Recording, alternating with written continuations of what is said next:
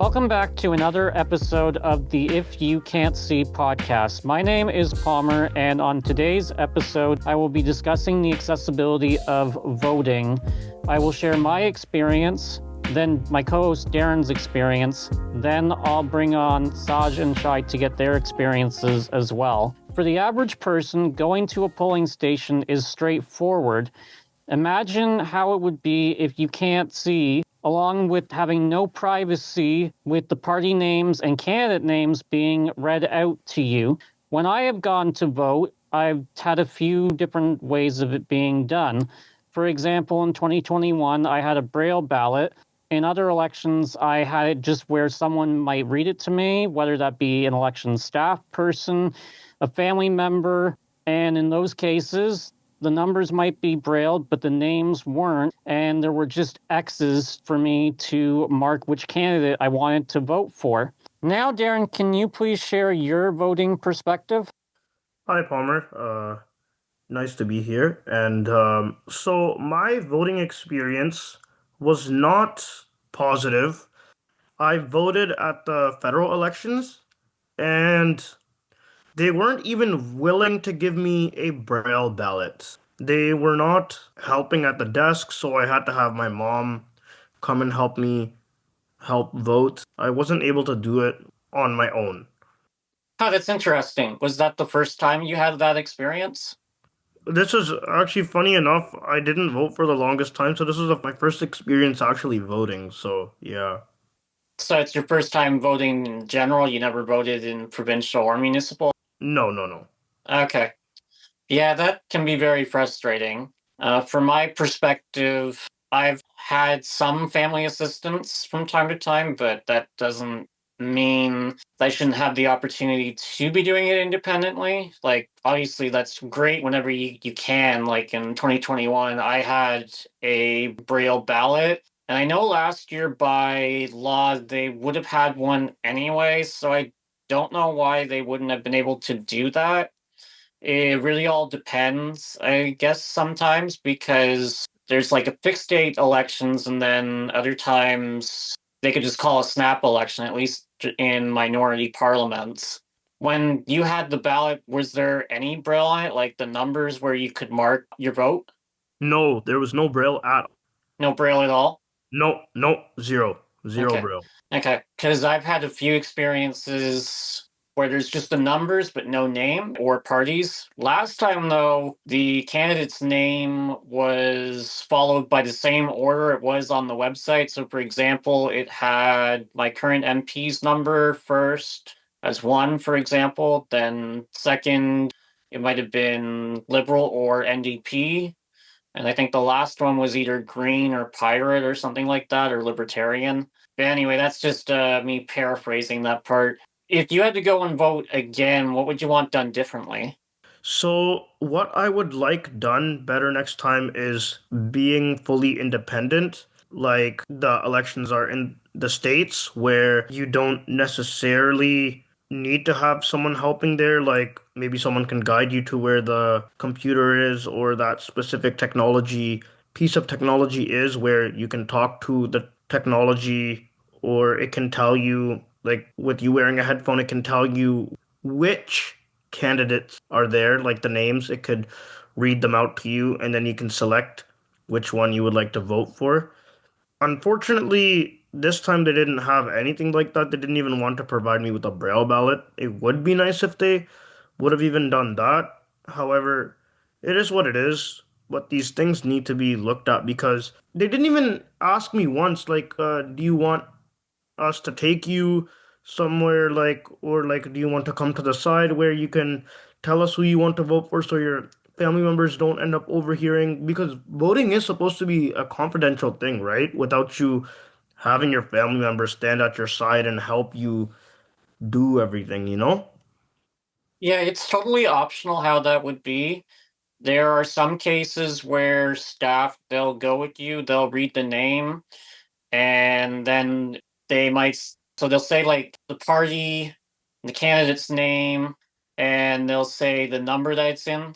So for example, in 2022 during that provincial election, the numbers were had Braille on them, but the candidates' names did not. And this was sort of the same for the most recent federal election. I'm trying to think. So it was also the same too in 2015, but in that instance, the employee didn't know that she could read the party's name to me.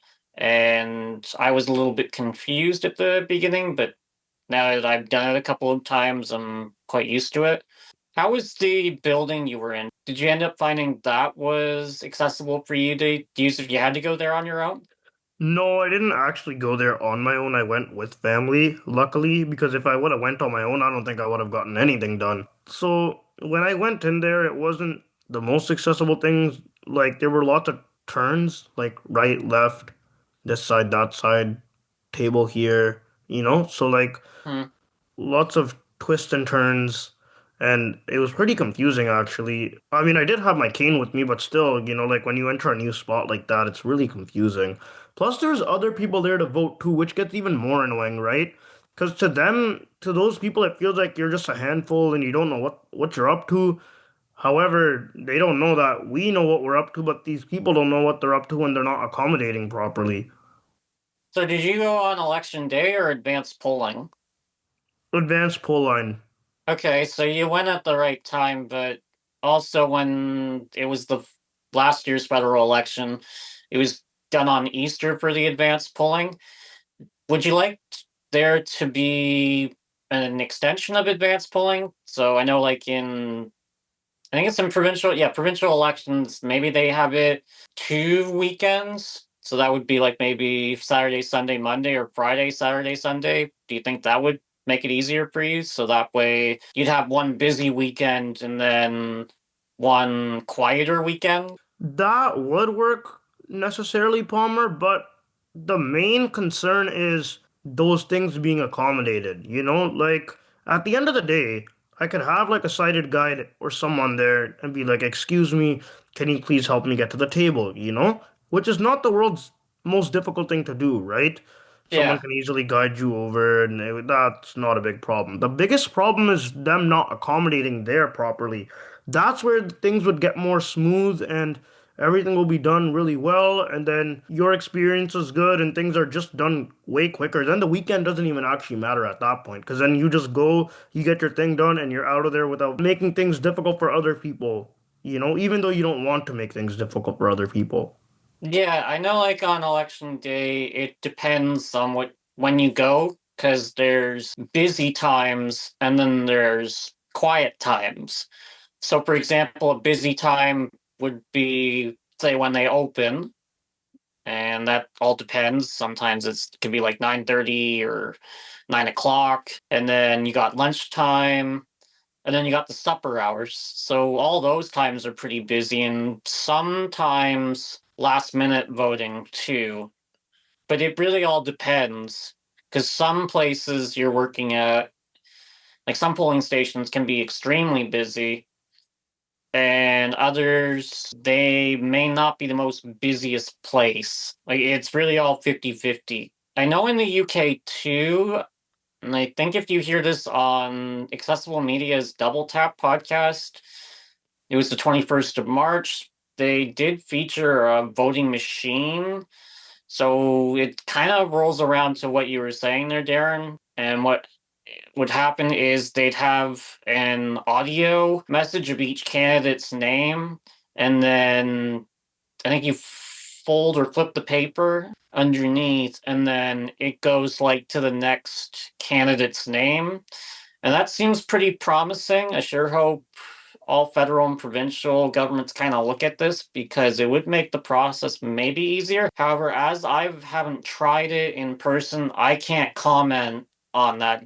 People would have to go and listen to the podcast episode for themselves to get a better handle on that. And unfortunately, in the US, I don't know exactly. So if you or Shy or Saj have heard that from other people, then well, that sounds pretty interesting.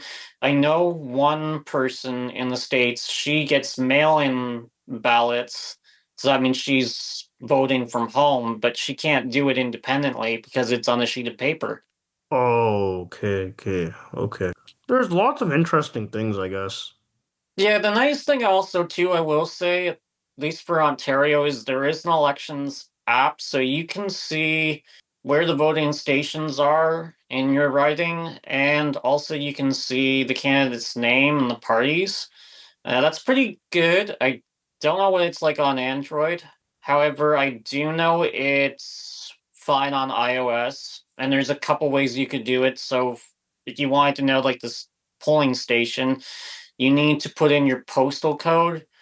And for me, that part wasn't the greatest, but that wasn't due to an accessibility issue. It was due to it just not finding it. So I'm not sure what happened. I'd have to do more experimentation during the next provincial elections, and hopefully they don't call another snap one. At the federal level, you can do that directly from Elections Canada's website. I don't remember what the tab is for that, but you can read through the candidates' names. Okay, Darren, I think is there anything else you want to add there before we ask Shy or Saj questions? There's not actually a lot to add on. Thank you, Palmer, for having me here today, and it was a pleasure being here. This is lots of fun talking about these issues that people need to be aware about because these are really important for our community, and I wonder how many other people go through the exact same thing that I maybe brought up here or you brought up. That's actually cool. I actually did not know that there was an app like that too, actually. That's very interesting. However, I don't know. It just seems so much fun when you go in person and do it. I don't know. It just makes you feel like you're like the rest of the world for some reason instead of doing it at home. I don't know. Maybe some people maybe do it from like sighted people might be doing it from home too. Yeah, so just to interject there, the app isn't so much for you to vote at home. It's meant to find your location that you're going to vote at, and you're seeing the candidates for your riding and the parties that they're affiliated with. So, for example, the app it said Nolan Quinn, candidate for the Progressive Conservatives, something like that. Well, thanks for telling me. That's actually such a cool app. I would like to look into that actually, if there's Though an app. Yeah, though at the municipal level, that can be done online. However, it depends on the municipality. So, for example, my municipality is called North Stormont Township, and there we have voted, all citizens there have voted online, or you can call in it and vote.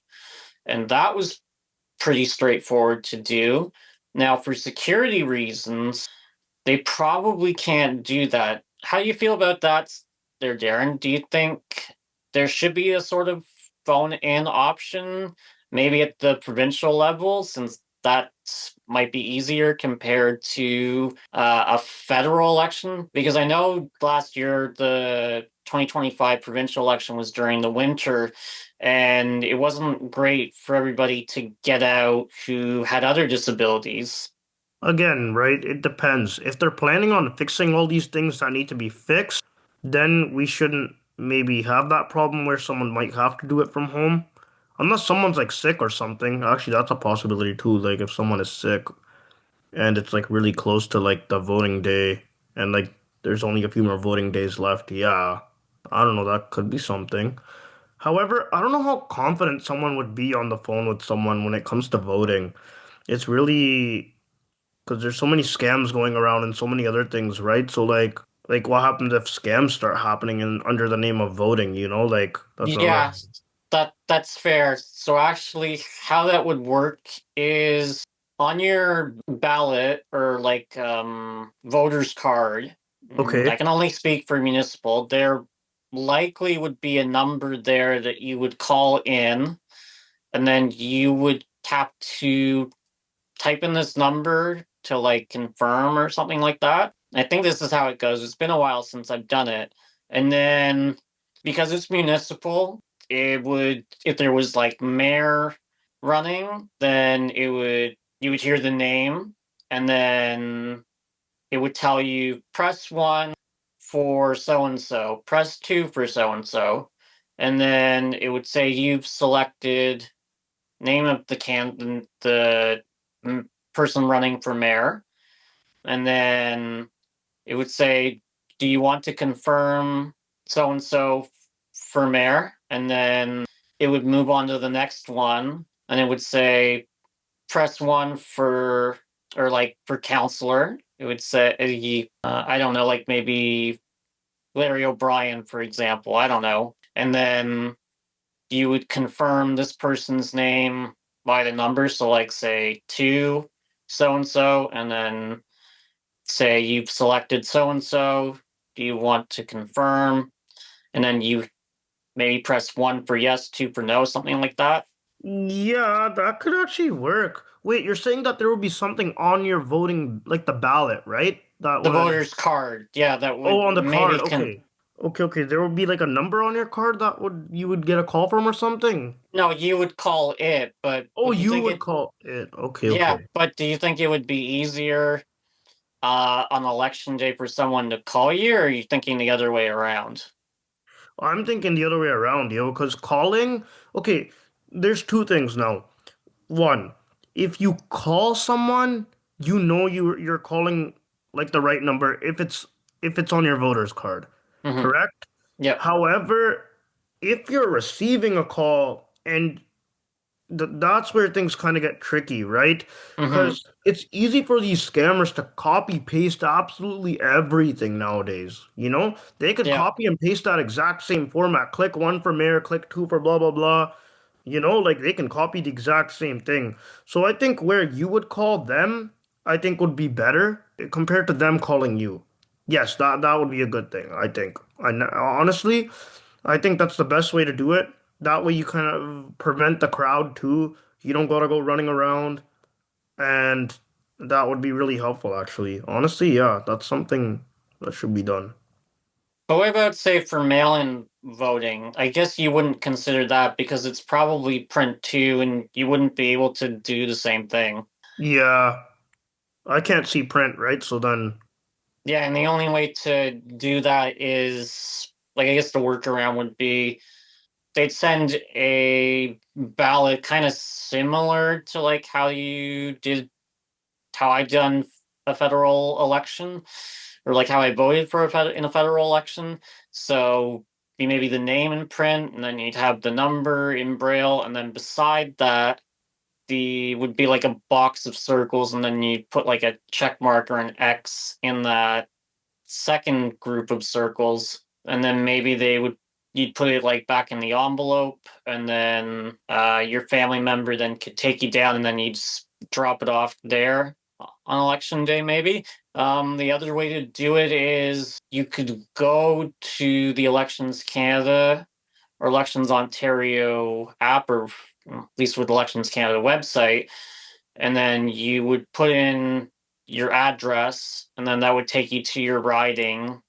And then all you would have to do is cross reference the list with what's on the ballot, because maybe they don't match. So that's probably the only cited thing you would do. And then if you had a pen and then there was like the braille number, and that's maybe the only way I could see it done electronically, unless they sent a flash drive and you had the names for the audio file, and then there would be like a Word document, and you could put, like, there'd be maybe a text box just blank, and you'd put like to your name, maybe. I don't know on that. These are just kind of theoretical speaking. Palmer, have you ever encountered like an email before where inside an email there's like these boxes that you have to check or uncheck?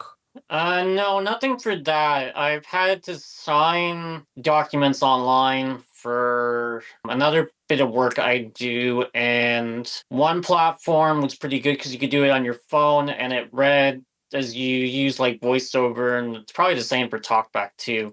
It would just read everything to you, and you could see all the stuff, and then your name was already filled in.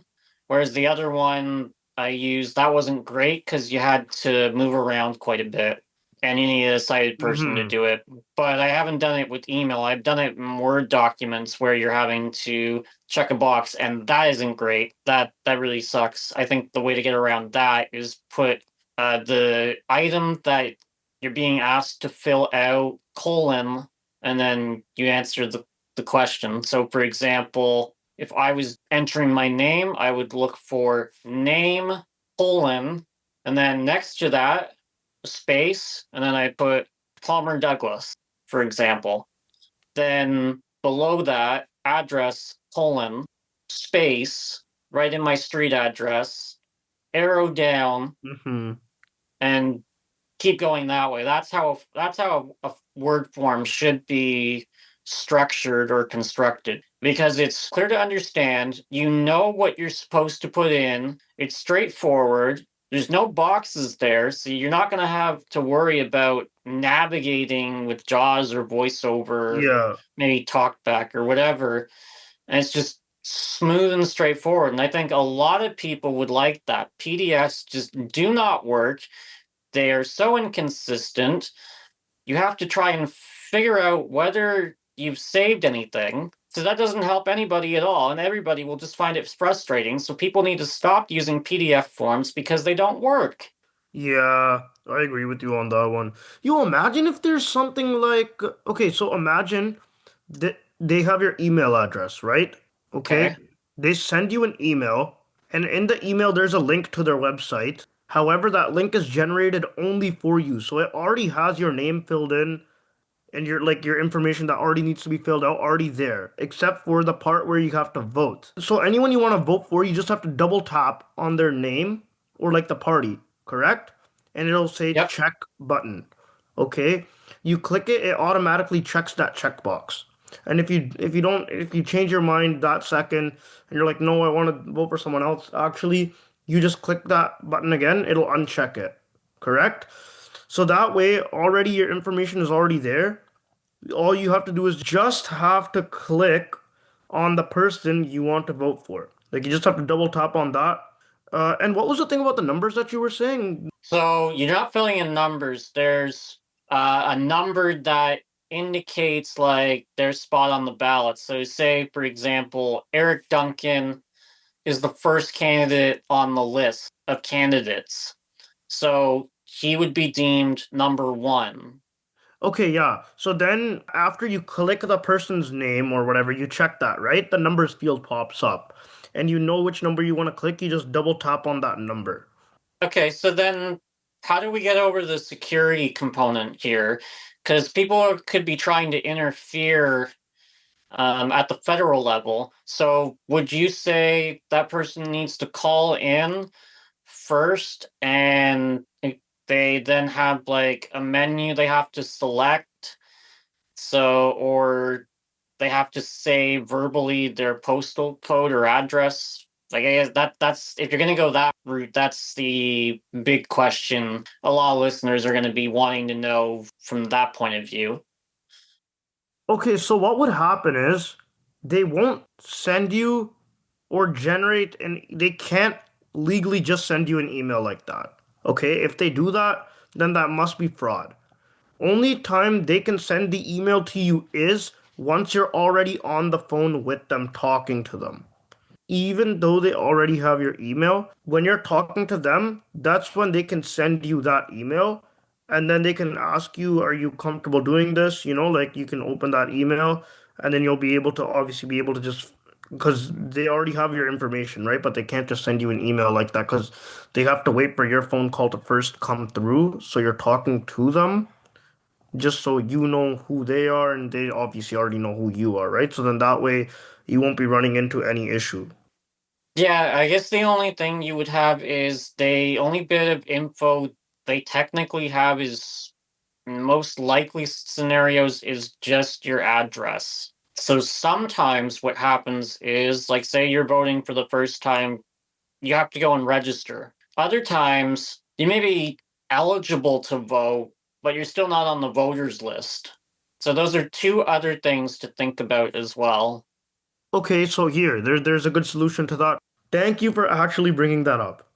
Okay, so in that scenario, what would happen is you first have to go in person. Doesn't matter if you go with your family or you go on your own. You show them your photo ID card or whatever, you know, like when you're gonna go vote or whatnot, right? Hmm. And then your voter card comes up. And then they already have you in their record all ready to go. Okay, you give them your email before you head out too. So next time, if you want to do this from home, you can easily do it from home. No issue, no questions asked. Right? And then on that voter card on the back is their number, right? Which you have to call whichever day you choose, pick and choose to vote. So like advanced polling or election day, or say you're doing a mail-in ballot, you have the ballot with you, and then you cross-reference between the two. So now you want to vote. Would that be another way to do it? Yes, yes, yes, yes, yes. You're correct. You're correct. Okay. So let's move on to Shy and Saj right now. Thank you, Palmer. You're welcome, Darren. Thank you. Shy, do you have any positive or negative experiences about voting you want to share? Yeah, I do actually. So I voted in the last election and it was pretty positive. I've had some experiences in the past where like the space is just so like confusing and just like there's so many people. I'm also like I have low vision, but I also have like social anxiety. So like being in any kind of busy environment is hard for me. But this recent voting experience is very like positive because everything was streamlined and they had it so you went out one door and out the other and you didn't really have to like circle back around to get out the same door you came in. And that was very like positive because that means that like I didn't feel like I was in anybody's way. And yeah, in terms of the actual like polling system itself, there was like so many people there that were willing to help me. And I come from like a smaller town too. So like this was like unexpected for me. And they had like I wouldn't call it large print. I guess large print is relative, but it was like decently sized print. And they had offered either like a family member go with me or I have like a polling officer go with me into the booth and kind of help me. And so that was nice. My only caveat is that like not all experiences are as good as mine. And I think if you're voting in a town where maybe they use like a school gymnasium as their polling station because that's most common, it can get a little rough. Yeah, of course, because like I vote in a small town too, and most times that's like a community center. I don't think they've ever used a school, as far as I know of, for that. But in the cities, yeah, I bet they would. When it comes to like using assisted technology tools, were you allowed to use them, or did you feel you needed to use them? For me, not particularly, just the large print was enough for me, but I couldn't imagine being somebody who like maybe needs like a CCTV or something like Braille. Like I feel like that'd be hard. I know a lot of us carry like the signature guides and stuff, Hmm. and I feel like it'd be a good idea to have those on hand, even just at the polling booth. Like the option to have this equipment available would be great. Yeah, so you're saying another alternative would be you'd have the candidates on the one side, and then you could ask, like, if you have a signature guide, do you want to like use that to mark? And then in there you put like the X beside the number. Yeah, because I feel like the biggest issue is just figuring out where to put the X or where to like mark where you're gonna vote. And I feel like that could be solved by having like the CNIB style signature guides or just something like even a tactile bump or braille, because it could work as a dual purpose if that makes sense. That's interesting. Now, I suppose you heard what Darren and I were just talking a moment ago. Do you want to comment on the telephone or online suggestions Darren was referring to? Yeah, definitely. I think it's a cool concept, but I think there can be some flaws. Like you might have someone like call in and be like, "Oh, I'm so and so. I'm voting on behalf of so and so." And that could like voter fraud and stuff. But at the same time, like it would be helpful, especially if you have somebody who has social anxiety or agoraphobia, not only just like visual impairments, but anybody who can't really get out to vote. It'd be useful to have that option. I was even thinking like a kiosk instead of like the paper voting system. So that would be your solution to like how things could be done differently. Yeah. Have you heard other people share like their voting experiences that are similar to yours? Not really, no. Only because like I don't have a lot of people from the visually impaired community involved in my community, if that makes sense. Yeah, because the rural area, not urban area, It's ruralish. I guess you could call like where I'm from like a mid-sized town. but not like suburb kind of base, more like in the middle. Yeah, something like that. Okay. Saj, what are your experiences like with voting? Do you have any positive or negative? Hey, Palmer, thanks for having me on.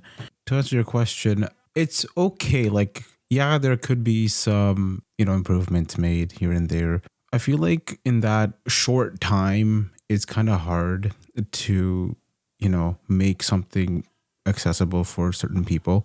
I think it's doable, but like for us here in Ottawa, anyway, where I'm from, they do it in schools. I know you mentioned earlier that you haven't heard anyone, doing any voting kind of thing in schools, but here in Ottawa, that's what they do. And I have a hard time sometimes like figuring out which way to enter, which way to exit. And because I go with my family most of the time, I'm okay. But if I was going alone, it would be a little challenging. And also, normally I would only have like what, 6 or 4 people to like vote for. The last time I went voting, we had like, I don't even know, like hundreds. It was actually wild. That was the first time I've ever seen that many. And the list was so long that going through it would have been a pain for someone who's low vision or even someone who's blind.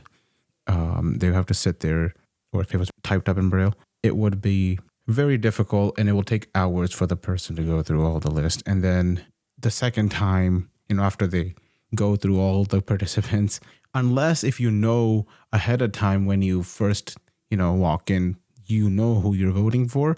I think that's a better approach, at least for those large lists. And as you're going through them and you find your person, then okay, then you can check it or tick it next to it. But if you don't know and you have to go through all the participants, then it's going to take you a bit because you will have to go through them again to figure out where that person was, unless if you remember if he was in the middle somewhere or the tops half or the bottom half. Because I'm low vision, I do have some sight. I can see the circles. I normally just pull out my phone, read the names, take a photo if it's a short list, and count how many, like which circle from the top is the one that I want, and then I'll check or put an X through it, and then I just fold it and put it in. But I feel like large print will be a little hassle because the paper is larger, therefore you have to fold it as many times. If you fold it up too many times, the paper gets so thick that it won't fit into the hole. That's the one issue that we had with that long list. But anyway, other than that, for me, that's all I have, like those 2 or 3 things, my experience wise. Yeah, no, what I was referring to, getting back to the places to vote, yeah, I'm aware that like schools are voting places. It's just in my community, as it's like rural, I don't think it would even work to hold a provincial or federal election in the school. However, it would depend on the community and the village and what they decided, but I'm not familiar with that. However, I am not surprised in the cities that that would occur. But when it comes to, say, the candidate list, and this could go either way, how many candidates do you think is like too many? Because obviously, if it's 200, 1,000, that's way too many, and you can't do anything about it. But if it's, say, maybe between 10 to 15, do you think that's like a decent number? And then you'd have, if you didn't want to vote for any of those candidates, then could you ask like maybe for the second batch and then go from there? I think they won't put like different batches. I think they will just on the same paper just add lists, but I think they shouldn't go over 20 and our maximum. minimum, is 4, I think. And I guess in your case, because of the riding you're in, a lot of the candidates there were protest candidates. They weren't actual representatives of or members or candidates for parties. So people are protesting because they don't want someone as an MP to like get a greater share of the vote. How do you feel about like there should be something in place to I don't know if limits the right word because that could be taken in different contexts, but how do you feel that should be handled if Elections Canada runs into that? There are ways of doing it. I feel like what you could do is maybe have a website with all the participants and make them accessible that way. And maybe send a letter at home or an email and just say, here's the list of, all the candidates. Yeah, the only reason I'm bringing that up is because I think in your case, like in your particular riding, there were a lot of protest candidates who were independents, and this has been coming up at least I think in the last by-election out west in Alberta, so to speak. I don't know the specifics, but that's what I recall. Though I do think what you're saying too, like having the candidates' names online, and then would you say you go to your polling station and then would it make sense, okay, you're just allowed to look at the candidates through the website. So like say you you go down to the polling station, you're in the booth and you unlock your phone after like before you'd go, you'd have Elections Canada's website already loaded in your web browser. You would have entered your riding or like your postal code to find your riding, and then read through all the candidates, and then have the numbers listed, and then mark the X for that number. Not really. So what I was thinking was to, have the online list, let the user at home go through it, but then on the top of the page, just say, this is in alphabetical order. And when you get to the booth, that's how it's going to be laid out as well. So if you, have somebody and it's by last name. So if, let's just say the last name starts with a J, okay, now you know that, you have to scroll all the way down to J, or go when you're reading the long list when you're at the booth, just go straight to J and then start reading from there. It will save a lot of time for the person instead of going through the whole entire list. It's all about organization and if it's done properly, Of course, yeah, because at the end of the day, the elector has their own lives to deal with. They know they want to vote, but at the end of the day, there's only so much time allocated in that day to cast your ballot. Because, say, like, if you're coming in late just before polls close, you're lucky because you'd be able to do it. But say if you're coming in at a busy hour, as someone who's blind, you're stressed because you want to do this independently. Second, you don't want to feel like you're a burden to everyone or everybody's staring at you wondering, how long is this going to take?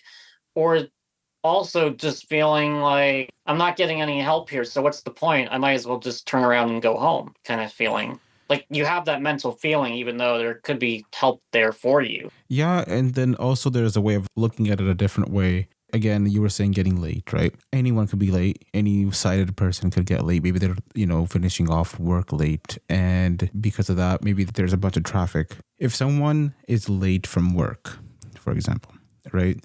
And they're sighted, they also, people who are at that school or at that whatever place you guys are voting at, those people are waiting. They have a time. I know it's at, let's just say 8 p.m. or 10 p.m. is the last time. Okay, after 10. But once you enter that time limit is that they won't let anyone else enter after that time. But if you're already in there, they cannot pressure you. They shouldn't be able to pressure you. I know, yeah, because you're like maybe the last person in the whole entire gymnasium, for example.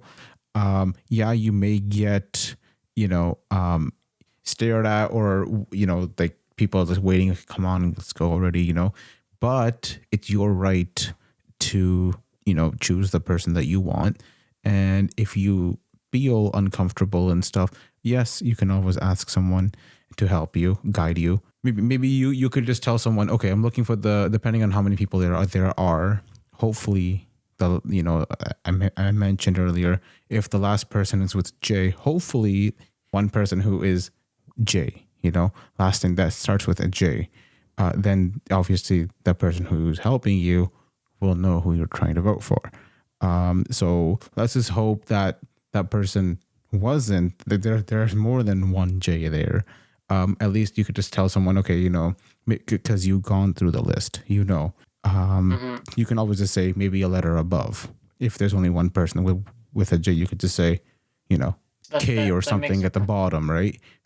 It could be the K. You could say, can you guide me to K? And then you could always go one up and then do your J and then check it off, fold it, and hand it in. Yes, like I said, you will get stared at, and that's totally fine. Don't be bad. Everyone has their own issues. In this case, we're talking about low vision and blindness. I'm sure people who are in wheelchairs, they had to get pushed around or try to find a place because those places are tight to get behind a table sometimes. I feel like it is their right to do their voting in peace without anyone there looking around you. No one should pressure anyone. Yeah, of course. Yeah, I when it came to like the busy part, I was more referring to like during the mid part of the day, so like during those busy hours. Mm-hmm. Obviously, however, you are correct in what you were saying about people coming in last minute. Like once they enter the building and it's getting close to when the polls close, they're going to let that person vote. But then if you come in, say like a minute or two past that closing time, then you can't vote. That's pretty standard procedure. Right. It seems like in like stores too, right? Once you're like, you're at the cash register paying for your, food or whatever you're buying. Once that time hits, they're not going to kick you out and say, drop your cart here. You had to leave. They'll let you pay and leave. It's fine. Yeah, of course. That's very straightforward. And then I guess you kind of answered the questions about what ballot you used and also how you think things would want or would be done differently. And then when you use like your assistive technology there, nobody gave any restrictions or said you couldn't use that specifically? What do you mean? Like I use my phone? That's right, yeah. But yeah, no one like stopped me to like use my phone or anything like that. No. Because it's not a real test or anything, right? You're not going to look up anything extra on the phone. You could always do that beforehand. You're just using it as a tool. That case, when I had that long list, I just got my brother to help me because it was in the family thing, so it's fine. I mean, I was cool with it. Some people may not be. That's okay, and there's nothing wrong with that. But in that case, I was cool with it. That's all for today's episode of the If You Can't See podcast. I hope you learned something new about the accessibility of voting, and we look forward to seeing you on the next episode of the If You Can't See podcast.